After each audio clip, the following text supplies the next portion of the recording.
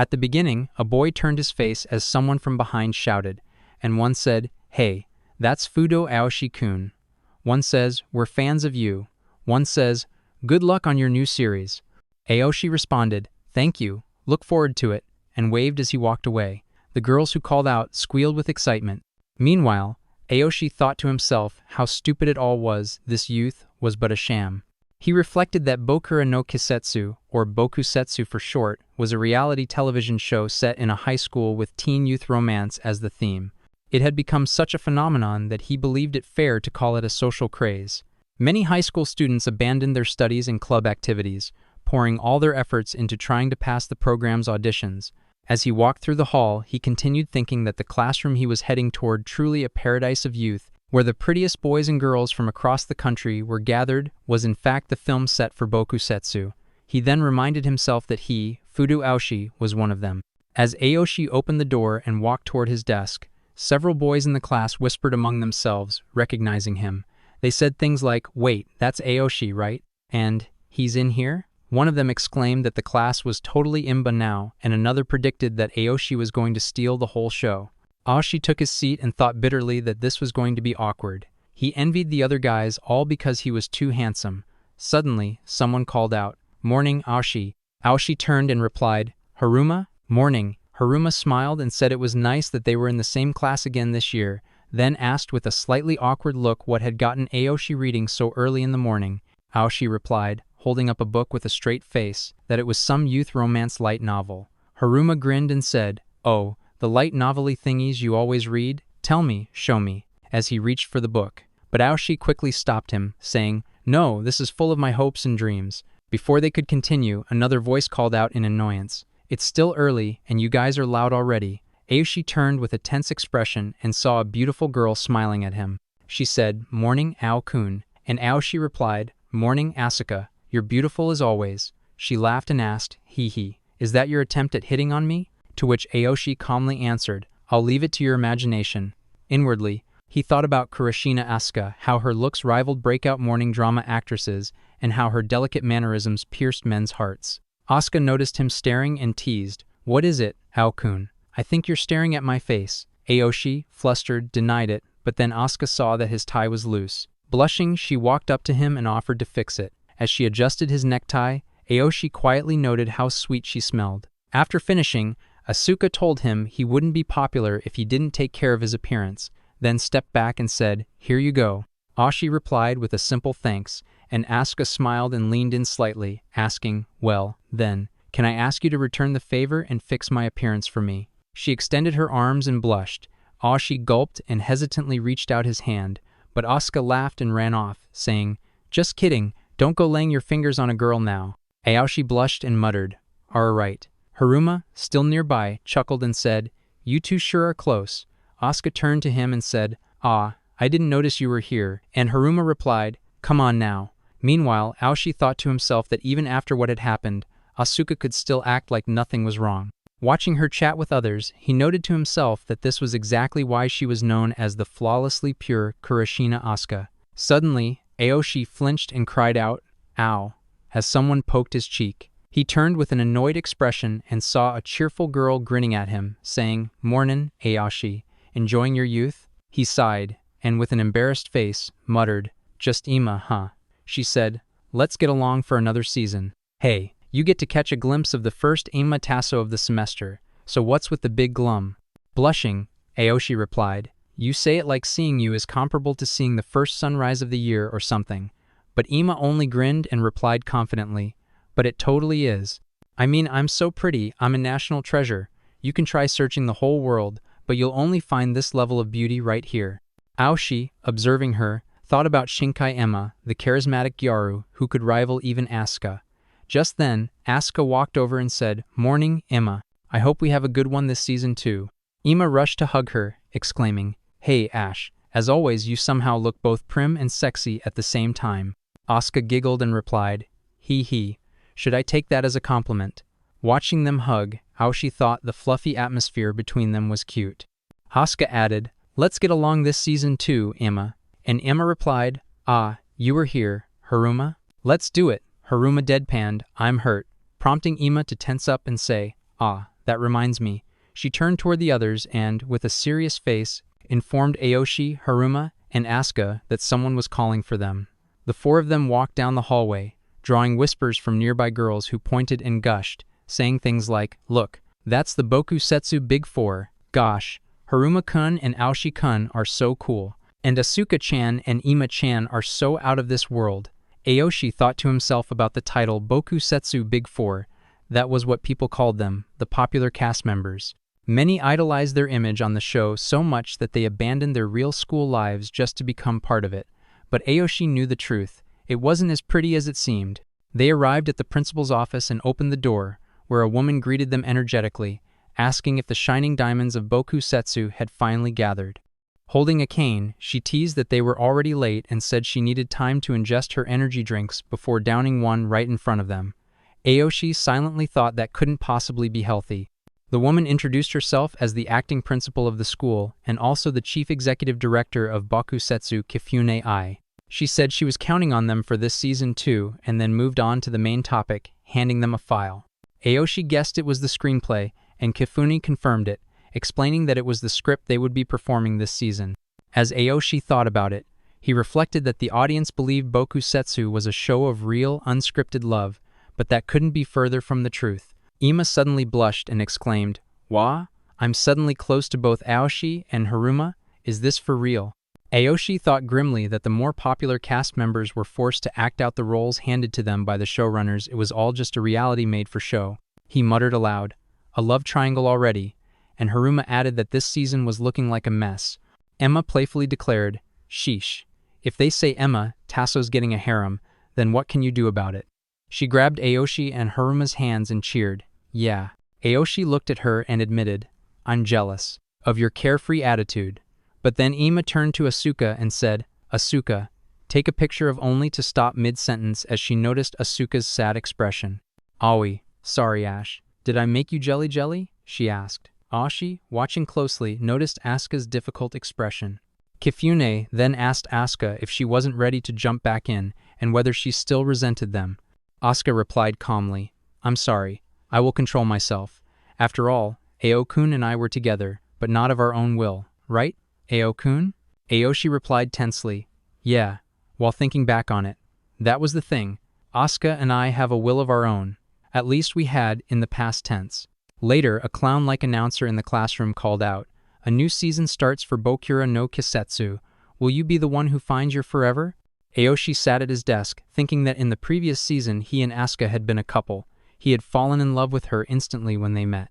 The day she told him she felt the same was the happiest moment of his life, but the show had forced things to go their way. He recalled saying the scripted line, "Sorry, I can't be with you anymore," and seeing Asuka's sad expression. Aoshi remembered that he had been handed his first script and he had no choice but to follow it. He broke up with Asuka, and after that he had sworn never to love anyone again. But then came an unexpected announcement. The clown declared a surprise development: a new member would be joining them. Aoshi was confused. Aside from returning cast members, everyone was a new member, so what made this one special? Then the clown called out, "Come on in," and a girl entered the room. She introduced herself as Kisaragi Karen Emilia. She explained that she was half German on her father's side and had been attending the Deutsche Schule in Yokohama. Classmates whispered among themselves that she was cute and her beauty rivaled that of the Big Four. The clown asked if she had anything else to share, and Emilia answered that she had come to Bokusetsu to fulfill her first love. The clown welcomed her, and Aoshi thought to himself that it was cute, but she wouldn't find first love here. As Emilia walked toward her desk, Aoshi noticed her vivid, electrifying blonde hair and her dazzlingly clear, pale skin. It felt like you couldn't take your eyes off her even if you tried. And now, she was right in front of him. Aoshi asked, "Can I help you?" Emilia blushed and replied, "Ah, it's just that." Then she came closer, gently touched his face, and said, "I've been dreaming of meeting you for so long, my first love." She pointed at him and confessed, "I love you. Make me your girlfriend." Aoshi was stunned as she asked, "Can you give me your answer?" He thought in disbelief, "You actually came here to fulfill your first love. In this school, youth is a concept dead on arrival." Then he muttered aloud, "You kidding me?" and thought, it had to be. Then Emilia said she wanted to know the answer to the confession. Aoshi was standing, and some classmates reacted with, "Huh, a confession out of nowhere." The cameraman commented, "Aren't confessions supposed to be done on the confession sheet?" Aoshi said, "Ugh." And the cameraman responded with, "Ha, cut, before demanding, "What are you thinking?" Two people grabbed Emilia by each arm and she shouted, "Somebody stop this. We still haven't heard Aoshi-kun's answer." One of the men declared, "I won't let you privatize the show any further." "Hey director." They dragged her out and slammed the door. Aoshi was stunned, and so were Asuka and Emi. Some classmates said, "What was that just now?" Then, in the principal's office, Emilia said, "I'm truly sorry for today. I'll take my leave." As she left the office, she let out a phew when suddenly someone said, "Looks like you got a long scolding from the principal." She saw it was Aoshi standing there and waving at her, and he asked, "What were you surprised?" Blushing, Emilia replied, "I never thought I'd run into Fudo Aoshi from Bokusetsu." Aoshi responded, "Well, yeah, you need to pay a fee to summon me." Emilia took out her purse and said, "I see. How much?" Aoshi quickly shouted, I'm kidding. Emilia then asked, did you hear that?" Aoshi replied, "Nah, I'm not interested in the principal's scolding." Emilia said, "Then, what do you want from me?" Aoshi answered, "Kisaragi, you confessed your feelings to me, didn't you? This is my answer." Emilia, blushing, said, "Fine, tell me." Aoshi turned and began walking, saying, "It feels a bit awkward to answer here. Is it okay if we change the location?" Emilia replied, I don't mind, but where?" Aoshi said, "The rooftop. The view is nice there, too." They went to the rooftop, and Emilia noticed a bench, saying, Bokusetsu seat. Aoshi suggested, "Since we're here, why don't you try sitting down?" Emilia replied, "Yeah," and sat on the bench with an excited face. Aoshi said, "So Kisaragi is a Bokusetsu fan too, huh?" Emilia answered, "Of course. I'm just worried I might break the seat." Aoshi sighed, Emilia admitted, "Even though I know that's important, I missed my chance to be a good girl. You are my first love, the one I found because of Bokusetsu. I ended up wanting no one but you, Fudo Aoshi-kun." She said this with a blushing face. Aoshi thought to himself that he could feel how much Kisaragi cared about him. It didn't feel bad. Her words were so sincere, he couldn't help but imagine a future with her. He then said, "This isn't some over-the-top Bokusetsu performance." Emilia responded, And Aoshi continued, "You don't come across a confession this pure very often." He then thought, "Seriously? I guess it's time to wrap this up," and said, "But still, can you give me a little time to think about my answer?" Emilia stammered, "What do you mean?" Aoshi replied, "Sorry, Kisaragi, but it's not a yes or no. A vague answer would be even ruder, right? Right now, we're more like friends." He extended his hand and added, "So I'm giving you the worst possible answer. I'm keeping things open. I'd like us to keep getting to know each other, though." Emilia was stunned. Aoshi thought to himself, "Kisaragi, the guy you've been idolizing is just a worthless jerk. So go ahead and slap me, then find yourself a new love already." But Emilia said, "All right," and took his hand, saying, "If that's how you feel, Aoshi-kun, then I'll wait." Aoshi was stunned and confused. He asked, then, "Should we exchange contact info or something?" Emilia replied, "Of course. I'm so happy. I never thought I'd be able to exchange info with the person I admire." She waved and left. Aoshi sat on the bench, and a phone notification came in. He saw it was from Emilia. It said, "Thanks for today. I had a great time. Looking forward to getting to know you more." Aoshi looked at his phone screen with an awkward expression and said, "Hey, so, I'm renting an apartment in Shonan, you know? Why don't you come over after the next shoot? Stay the night." He thought, a bold, shameless hookup invitation. This has got to be enough to make her give up on me, with an annoyed face. Then another phone notification rang, and Aoshi said, The scene shifted to the school building, where someone said, "Hello." It was Emma, and she greeted, "Welcome to Emma Chan's friendship room. Come on in, guys," with a cheerful smile. Aoshi, with an annoyed face, asked, "Can I go home?" and muttered, "I can't believe there's a dedicated dressing room at school, as expected of a Bokusetsu superstar." Emma responded, "You asked the principal for it, didn't you? You should do it too, Aoshi." Aoshi declined, "I'll pass. I don't want to owe anyone anything." "And so, what's this all about? You wanted to talk about future shoots." Suddenly, he heard the sound of a gate closing. He turned to see Emma closing it and standing in front of the door, saying, "Now, no one will be able to interfere." Aoshi, with a tense face, said, "This is strange. I'm a guy, but I'm still feeling like I'm in danger." Emma touched his face, brought hers close to his, and said, "Even men nowadays get sexually harassed. With her face very close to his, Aoshi closed his eyes. Ima then backed off while laughing and said, "Ha ha ha ha. Your reaction is so cute. I get so excited when I talk to you, Aoshi." Aoshi opened his eyes, looked like he was expecting something, and said, "Well, I'm glad then. It's okay if you fall for me, you know?" With a proud face, Ima responded, "Aha, aha. You'd be in trouble if I really fell for you." Aoshi was stunned. Ima said, "Let's sit and talk." "Sorry, it's not the kind of sofa that makes people lazy." Aoshi replied, "Just being with you. A girl who makes guys weak. It's the best, though," while closing his eyes. Emma blushed and said nothing. Then she sat on a chair and said, "Hey, we've always been like friends, right? But now, in this season, we're supposed to be a couple." Aoshi, puzzled, said, "Huh? Are you saying that you're worried about me being your Bokusetsu love interest this season?" Emma denied it.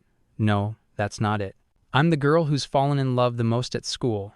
No matter how much of a jerk the person was, I always tried to fall the hardest for them, even if my feelings were fake before. They're becoming real in Bokusetsu. You know, in playing house. Leaves are treated like money, right? But by evening, you forget about it and throw it away. That's what Bokusetsu is to me." She blushed and added, "But this season, I feel like it won't be just playing house this time." Aoshi said nothing. He thought, "I see. I've been splitting my personality to make fake feelings of love seem almost real. Emma has already been doing that survival tactic naturally. A fake but real girlfriend." He admitted inwardly that he was already lacking the strength to handle this, being overwhelmed right now. Ima stood up and said, "Well, you see," and Aoshi looked at her. She said, "I know so many good things about your willpower. If the shooting starts like this, we won't be able to stay just friends." Aoshi raised his hands and exclaimed, I give up. I was called here to help train my partner who's struggling with work, right? What should I do?"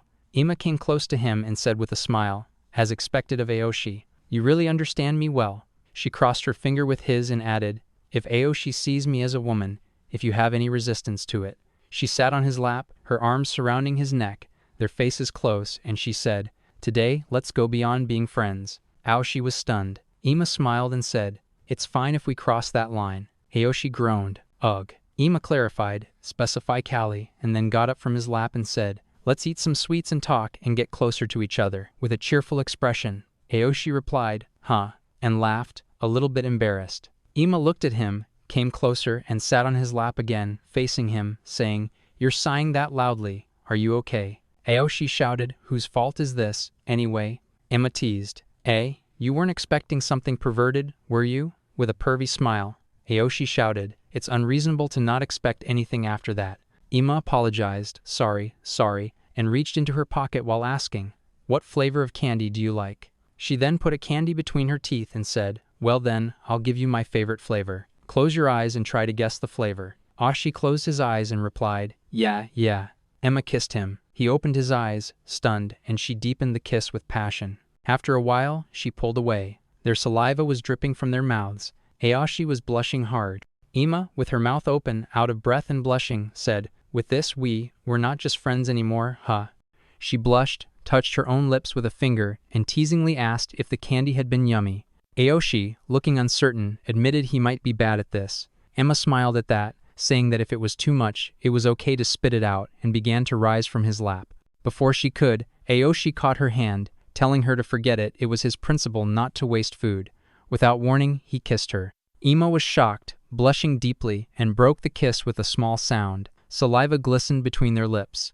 Aoshi remarked that if they licked it together, it would be gone in no time, then brought the candy to his teeth. Blushing, Ima commented that even though their candy preferences were completely different, their taste in kissing was surprisingly the same.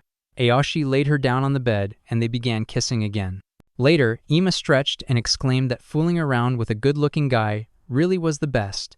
Aoshi walked behind her as she wondered aloud if this was the feeling people got when leaving a love hotel. He told her not to talk about indecent things so loudly, reminding her that he was underage and wouldn't know. With a teasing smile, Ima said she had heard from the guys that he was a total player who practically lived in love hotels. Aoshi demanded to know who had said that, but she admitted she was joking before adding with a smile that he really was a gentleman even though just moments ago he had free access to touch all kinds of places on little Ima. Aoshi replied that his mother's hobby was going around looking at dishware and always telling him not to touch anything no matter how pretty it was. Ima blushed, and Aoshi, suddenly realizing something, asked if touching had actually been allowed. Ima slammed to the ground in embarrassment. Later, Aoshi was shown walking alone through the streets, thinking about the day. Kisaragi had confronted him with a purity he had long forgotten, while Ima had made him painfully aware of his own powerlessness. He wondered if he had done the right thing, acknowledging that he had become someone who could easily lie to himself about his feelings. Entering a shop, he made a purchase, thinking it might be something he would never understand for the rest of his life. Then he rang the bell at a house, removed his mask, and apologized for being late. Asuka answered the door with a smile, welcoming him back and asking where he had gone. He replied tensely that it was just some personal errands. She stared at him, noticing a lipstick mark on his mask, and remarked with a smile that he had been with Ima, her best friend, whose lipstick color she recognized. Stunned and blushing, Aoshi realized why he had been laughed at in the bakery earlier. Asuka said he needed serious punishment, grabbed his hand, and pulled him inside. In the bedroom, she pointed to the bed and told him to lie down. He tried to calm her, saying he wasn't going anywhere. She admitted that while waiting at home, she had started missing him. He apologized for making her feel lonely and told her she could do whatever she wanted. Thanking him, she sat on top of him, blushing as she brushed her hair back. He told her to go ahead, but when she began unbuttoning his shirt, he protested that he hadn't showered yet. She said she couldn't wait even one more second. Sitting upright, he told her that as long as she was okay with it, so was he. Blushing even harder, she told him to undress her. He gulped and began unbuttoning her shirt from the chest down, calling her his princess.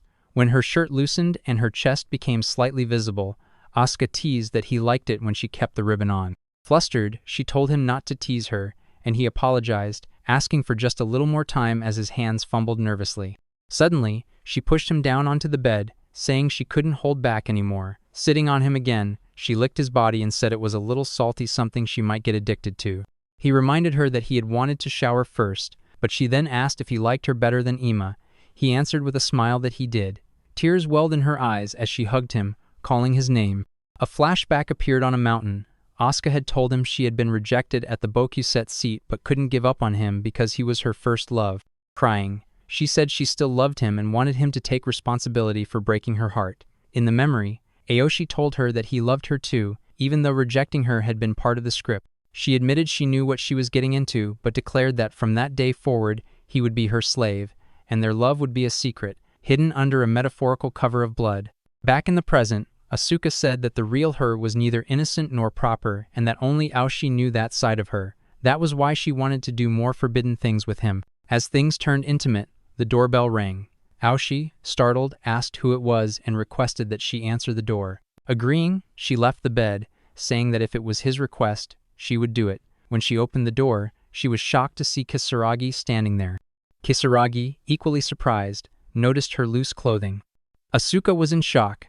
With a tense face, Asuka asked if it was Emilia. Emilia, also tense, responded in surprise, asking why Asuka was at Aoshi's house. Asuka hesitated and wondered aloud if she might have gotten the wrong room. From behind, Aoshi came out, calling out to Asuka and asking what had happened. When Aoshi saw Emilia, Emilia froze in shock. Then, with tears in her eyes, Emilia turned away, exclaimed that it was awful, called out Aoshi's name, and ran away. Aoshi apologized to Asuka, explaining in a tense tone that he had hoped this would make Emilia finally give up. Asuka asked if Aoshi had planned it, then laughed, teasing that Aoshi was a bad man. Aoshi admitted it quietly, and Asuka hugged Aoshi. In his thoughts, Aoshi told Emilia not to waste any more time on someone like him. Aoshi and Asuka returned inside. Asuka asked if Aoshi regretted it. While closing the door, Aoshi asked what Asuka meant. Asuka pointed out that Emilia was the popular pretty girl from Bokusetu that everyone was talking about, and suggested Emilia might do anything if Aoshi asked her to. Aoshi pinched Asuka's cheek and told her not to promote fan eating. Asuka laughed, and Aoshi let go, walking away while saying that Asuka was the only beautiful girl he needed to strip bare. Asuka remarked with a cute face that Aoshi hadn't undressed her any further than this though. Aoshi reminded Asuka that they had promised not to do anything until they officially became a couple. Asuka said she was glad that the reason Aoshi hadn't made a move on her wasn't because Aoshi was tired of her. Turning to Asuka, Aoshi assured her that wasn't the case. Rather, the way Aoshi was now, he didn't feel sincere enough. Asuka hugged Aoshi and said that hurting Emilia must have been painful for him, but she understood that it was just Aoshi's way of being kind, and that Aoshi had his own kind of sincerity. Blushing, Aoshi thought that without Asuka, he was completely useless. Asuka, blushing with a finger on her lips, asked if Aoshi loved her. Aoshi answered quietly that he did and hugged her. Asuka laughed softly, saying Aoshi was always like that. Aoshi thought to himself that in a single day he had kissed 2 different girls, and no matter the reason, it made him the worst completely insincere. In Bakusetu, Aoshi played the role of Emma's boyfriend, yet in private, Aoshi loved Asuka. Aoshi wondered how he had looked in Emilia's eyes that day. The scene shifted. Torigo Wakaba, wearing a school uniform, sat on a wall with a cigarette in hand. Aoshi told Wakaba that kids shouldn't be smoking, addressing her as Wakaba-senpai. Wakaba shouted back, asking if Aoshi was just some puffed-up playboy, then declared she was actually 20 years old. Aoshi thought about Wakaba, someone who looked like a kid but was the oldest member of the group, one of the continuing members, and someone Aoshi had known for a long time. A real piece of work, Wakaba had intentionally repeated high school to keep appearing in Bokusetu. Wakaba used her long experience and wide network to trade insider information about other members. Wakaba asked if Aoshi had come to buy some intel again. Aoshi told Wakaba to stop calling him a playboy, addressing her as Wakaba-chan. Wakaba told him not to call her that outside of filming. Aoshi explained that this time, he wasn't here for that sometimes, he just felt like slacking off, like Wakaba. Wakaba was stunned for a moment before asking if Aoshi was playing a love triangle this season and noting that he seemed confident about it. Aoshi asked if Wakaba knew about it, and Wakaba said that was exactly why it was simple. Aoshi thought to himself that this season he was going all out to win over just Emma and had no intention of getting involved with any other girls. Wakaba said that was why she wasn't participating in the Cinderella Seek event being filmed. Aoshi thought about the game, an annual event where the guys had to find girls scattered across the school, with a chance encounter possibly leading to lasting romance. Wakaba shouted that anyone would get bloodshot eyes over this, explaining that standing out in the event almost guaranteed future success. Taking out a cigarette box, Wakaba exclaimed that a life free from crying over tax hikes awaited them. Aoshi commented that no one wasted their lowly voice more than Wakaba, accusing her of just wanting to sell information. Then, walking closer, Aoshi asked if money or fame was really worth pretending to be someone else to that extent. And Wakaba admitted she didn't really understand that, but explained that everyone, herself included, was desperate for money, fame, validation, and prestige, selling their youth short to chase the life they wanted. Aoshi acknowledged Wakaba's point, thinking that as a popular member who had gotten everything, it must be a luxurious problem. Wakaba then mentioned she had heard Aoshi had made a move on the new member everyone was talking about. Aoshi noted Wakaba got information quickly, and Wakaba remarked that Emilia was too pretty to make it in the school. Aoshi told Wakaba he had teased and dumped Emilia to teach her a lesson. Wakaba sat down in annoyance, telling Aoshi to go to hell. Aoshi admitted he thought so himself and pointed out that Wakaba sold information on others' love lives. Wakaba protested, telling Aoshi not to lump her in with that. Aoshi said management was crazy for letting someone like Emilia join halfway through, especially since Emilia claimed she had joined Bokusetu because she'd fallen for him. Wakaba fell silent, thinking, until Aoshi called her name. Wakaba said she wasn't on anyone's side but offered one piece of advice. There was something off about Emilia. When Aoshi asked what Wakaba meant, Wakaba explained that she had tried to look into Emilia's background, since it would sell for a high price, but had found nothing not Emilia's background, selection process, or evaluation history. There was no precedent for someone like her. Aoshi insisted it didn't matter, he had already ended things with Emilia. Wakaba told Aoshi it wouldn't be that easy in Bokusetu, where anything could happen, especially in matters of the heart. Wakaba's phone rang, and she answered, asking for details. Hanging up, Wakaba told Aoshi she had some interesting news for him and that she would put it on his tab, so he should listen with a smile. The scene shifted to the school building. Aoshi was running, recalling Wakaba telling him that Emilia was going on a rampage, saying she wasn't interested in cozying up to anyone who wasn't serious about settling down. As Wakaba walked away, Wakaba told Aoshi to go on. Cinderella was waiting for her prince. Back in the present, Aoshi ran up the stairs, wondering why Emilia, even after such humiliation, still loved him. Aoshi stopped in front of the door, opened it, and saw Emilia on the roof. Emilia turned and asked if Aoshi had come. Exhausted from running, Aoshi called Emilia by her first name and asked what she was trying to do. Aoshi reminded himself that during the simulation, they were supposed to address each other by name and that he had almost forgotten because of how shaken he was, especially after everything that had happened. Emilia asked if Aoshi thought her feelings would disappear because of something like that. Aoshi told Emilia she should hate him for hurting her so much. Emilia said that if she could have hated Aoshi that night, it would have been better for her. This, she explained, was her revenge, and she told Aoshi to take it. Emilia stepped closer and hugged Aoshi. Aoshi thought he couldn't let the footage be recorded, as it would ruin the scripted love triangle between Emma and Haramato. Emilia told Aoshi not to run away, touched his face, and leaned close. As Aoshi closed his eyes, he thought to himself that this was revenge. Emilia, blushing with a sad expression, admitted she was a coward.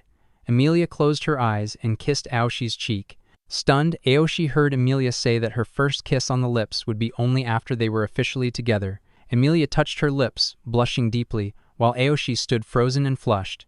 Emilia said that her first kiss on the lips would be saved for when she and Aoshi had mutual feelings. Aoshi, with a tense face, told Emilia to think it over, saying her feelings were misguided. Emilia, with a serious expression, said that to think Aoshi would be hated just for something like that was wrong, and she told him not to make light of her first love. Aoshi insisted there were plenty of better guys than a loser like him, ones who would be better for her too. Emilia, with tears in her eyes and blushing, replied that it had to be him. She explained that because this was her first love, she did not understand anything. That was why she had no choice but to trust the feeling and move forward. She declared her love for Aoshi, saying those feelings would not change. Emilia touched Aoshi as everyone around them fell silent, and the cameramen were stunned. Emilia revealed that when Aoshi had invited her, she had known he was just playing with her. She said she had no choice but to go, that she could not talk to her mother about it, and that she had cried from anxiety. By the time she arrived in Shonan, she had made up her mind to give him her first time, even wearing her cutest underwear. She shouted that Aoshi had ruined her first love, toyed with her, betrayed her, and crushed her underfoot. That was why she had kissed him, to leave him with a scar for life. She said it had not been on the lips, but it had still affected him, and that it served him right. Aoshi was in shock as Emilia, with a sad and blushing expression, admitted that even though Aoshi was more hateful than anyone she had ever met, her heart still longed for him. Her face close to his, she said that being wrapped in his warmth made a part of her feel happy, even if he was a scumbag who had come just for her body. She added that even if she became just a convenient woman he threw away when tired of her, it did not matter if the person she loved someone else. Emilia hugged Aoshi and asked him to make her his girlfriend, even if it was fake, while crying in front of him. Aoshi said he could not be her boyfriend, his face sweating. Emilia called him a liar, and then, as her heart beat loudly, asked why he held her so tightly. Aoshi hugged Emilia tightly and said he had finally gotten to touch her heart. Emilia asked if that was what this meant. Aoshi made a sad expression, and Emilia said that if there was still a chance, she could become his girlfriend. Then during the free throw shootout in the afternoon shoot, he should choose her for the special two-shot. The scene then shifted to the basketball court. Haruma complimented Aoshi, who was playing while thinking that Emilia had told him to invite her to the special two-shot. Aoshi reflected that the special two-shot was the first event where boys invited girls on a date, a compulsory event covered on the show where girls had no right to refuse. Before that, all the boys competed in a free throw contest to determine who they would invite. In the script, Aoshi was supposed to face off against Haruma over Emma and lose. Haruma came from behind, bouncing the ball, and told Aoshi he could go all out if he wanted. Aoshi replied that if Haruma did not win, the script would not go as planned, and that he was just Haruma's punching bag. Aoshi scored a basket, and Haruma said he was happy to compete. Aoshi asked since when Haruma had become so twisted. Haruma laughed and noted that Aoshi had not stood on the Bokusetsu stage since last summer, and that he was excited to perform with him again. Passing the ball to Aoshi, Haruma suggested that maybe with Aoshi's skills, he could even change the script. Aoshi thought he had no intention of changing the predetermined future. Later, Aoshi was washing his hands when he overheard three boys talking. One said the target was Emilia. Another insisted that no matter who won among them, they should invite her for a two-shot, and the third added that they would share the glory afterward. Aoshi thought this was typical collusion in Bokusetsu, teaming up to exploit a pure-hearted newcomer who could not refuse. The boys discussed how Emilia was pure-hearted and easy to fool. Aoshi clenched the bottle in his hand, walked up to them, and confronted them, saying he had heard everything from the very beginning. The boys tried to brush it off, but Aoshi, with a dark expression, thought that normally he would have ignored it, as not long ago he had been on their side too. Pointing to himself, he declared he would crush them all, thinking that a pure girl like Emilia was too good for scumbags like them. The scene returned to the basketball court. Aoshi approached Haruma and told him that he had changed his mind and that Haruma would stick with him until the very end. Haruma smiled and said that was more like it. The game began, with Aoshi and Haruma scoring baskets one after the other. Female students cheered, while the three boys watched tensely. Aoshi noted it was down to just him and Haruma. Haruma remarked that if Aoshi wanted, he could even take Emma away. Aoshi asked what that meant. Haruma explained that even if he and Emma were paired up on the show, neither intended to date for real. Both would use bokusetsu as a stepping stone to the entertainment industry. In that case, being lovers would be a shackle. When Aoshi asked what Haruma meant, Haruma took a shot and deliberately missed. Aoshi, shocked, realized Haruma had done it on purpose.